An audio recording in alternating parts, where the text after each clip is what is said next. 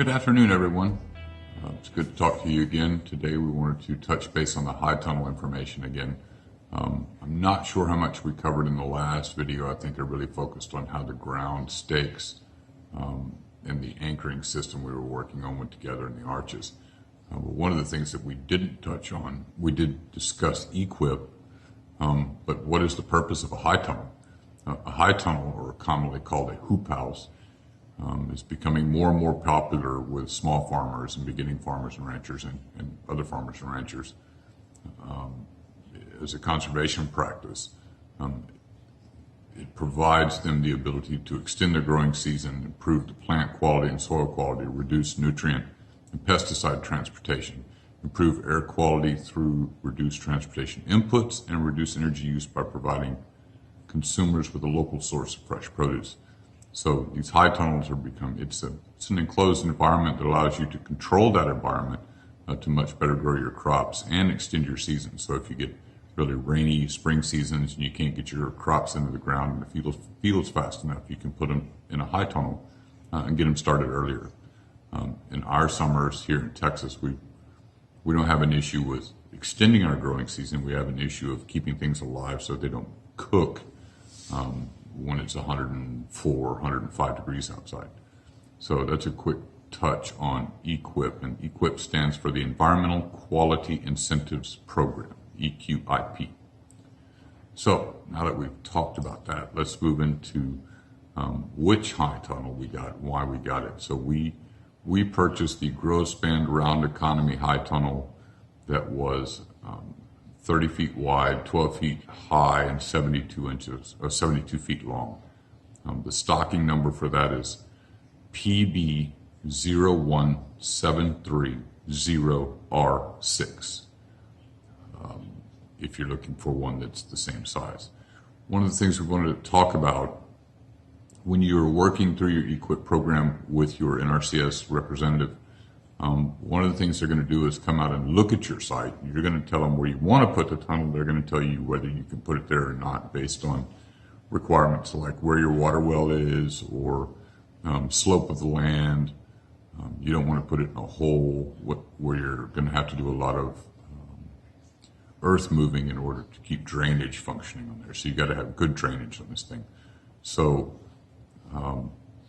your NRCS representative will assist you in understanding where you should put that tunnel, and they'll mark that on their documentation and your documentation on your farm plan, your total farm plan.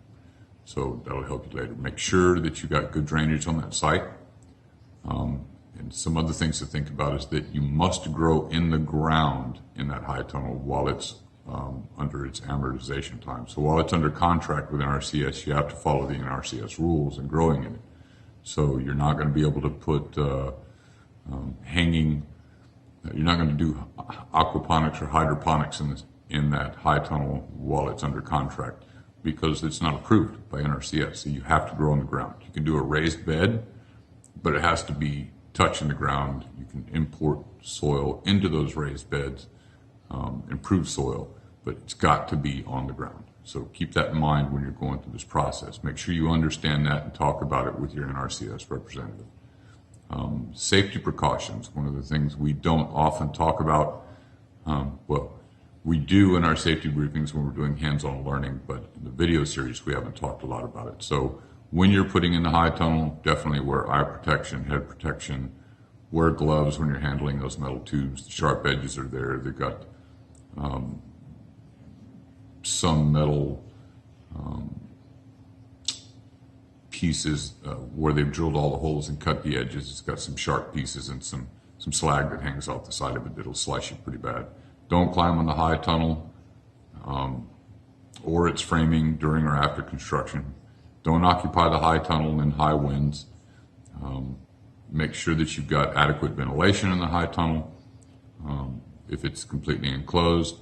Don't store hazardous materials in the high tunnel, and make sure that you have the ability for proper ingress and egress from the tunnel to prevent entrapment. There is a document that comes with your tunnel when it arrives that they call it the must-read document, and it talks about the different methods you can use to anchor the system if you don't buy theirs. They would prefer, of course, that you buy their accessories for their tunnels. They do get a little pricey. The document that I'm referring to and that we keep talking about, I will add into, if you're a battleground participant, I will add that document into your resources list so you can see exactly what we're talking about and how the tunnel goes together. I also recommend that you look up using wiggle wire, and it's wiggle, W-I-G-G-L-E, wire. You can find that on YouTube. You do have wiggle wire and C-channel in your high tunnel assembly. That's what helps keep it tight, keeps the vinyl tarp tight over the top of it. So you'll definitely want to understand how that works. You can see it in videos, so you're a little more familiar with it when you get it and you have to do it yourself. Follow all of the instructions exactly the way they say to do it in the documentation that comes with your high tunnel. NRCS is going to refer to those documents when they come out to do the inspection to see that you've installed it correctly. The required tools that they tell you are a tape measure, fine point markers, variable speed drills, cordless drills with extra batteries work best, wrench, ratchets and sockets, scissors, ropes long enough to reach over the frame, hammers, gloves, metal file, duct tape, box cutter, utility knife, ladders, work platforms, and other equipment. So if you're installing a concrete support infrastructure for it, you're going to need all of those things to mix concrete. You're going to either get a wheelbarrow and a shovel and do it the old way, which is going to be long and tedious, or you can get a cement mixer and do it that way, or you could bring in a truck depending on what you're doing in your area for your tunnel. If you're pouring a footer, you're probably going to bring in a truck. You're definitely going to need ladders. You're going to need more than one. This one's a 12-foot tall structure, so you need at least 10-foot ladders. You're going to need more than one so that you can, when you stand up your arches, you're going to need ladders on both ends. We demonstrate that in the video. Also, we use a tractor to help hold the arches up and support the arches while we were standing them in place. Make sure that when your high tunnel arrives that you inventory it. We discussed that in the last video or the first video of this series, that you inventory all the components. Make sure you have everything you need and everything that's supposed to be there. What you don't want to do is get 3/4 of the way through this and not have a critical component. Now you're stuck waiting on it to get there. And I personally believe that these structures, as they're built, they're designed to be built quickly and get it anchored in place. So you don't want to be waiting on a part that's 2 weeks out from getting delivered to you and have bad weather come through and tear up the tunnel before you even get it finished. So definitely plan it accordingly. Make sure all your pieces are there. If you have a problem, go ahead and get them ordered. In the resource section of your coursework, we will put links to where we purchased our high tunnel and the other tunnels that we looked at. In your grow span tunnels, the economy tunnels have a baseboard and a ribbon board. The baseboard is designed to, as it says, go in at the base of the tunnel on the ground. It attaches to your ground poles. If you follow the instructions that are with your tunnel and you drive those stakes in the ground, there's nothing to prevent those stakes from sinking further in the ground if the ground gets saturated because of the weight of the tunnel.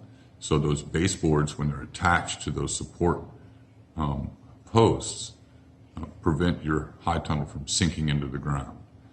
There's also a board called a ribbon board that goes up 4 to 5 feet up the side of the tunnel. That is where your C-channel and wiggle wire are going to be used to help keep your cover tight and attached to the frame.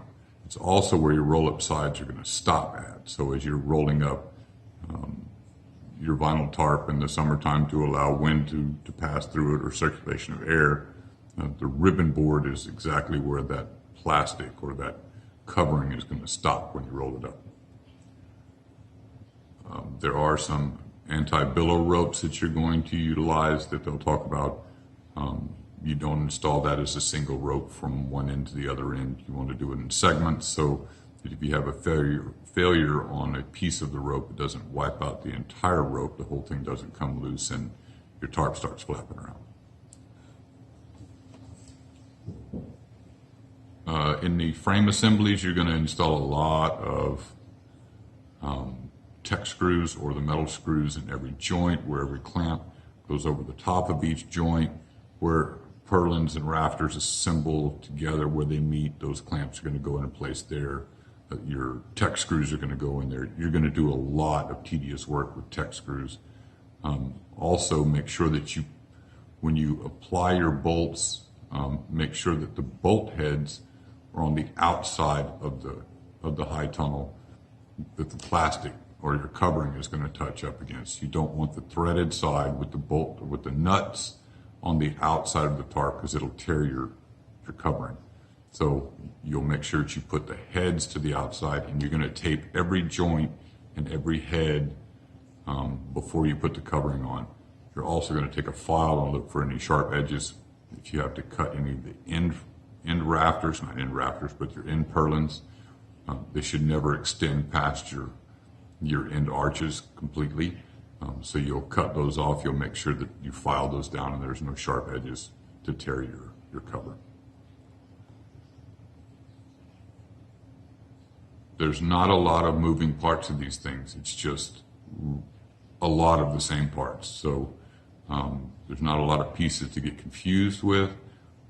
Make sure that your site is level and sloping, well, mostly level with some slope to it to allow the water to drain off, and make sure that when you stake it out before you start driving your post that it's absolutely square. Square is important.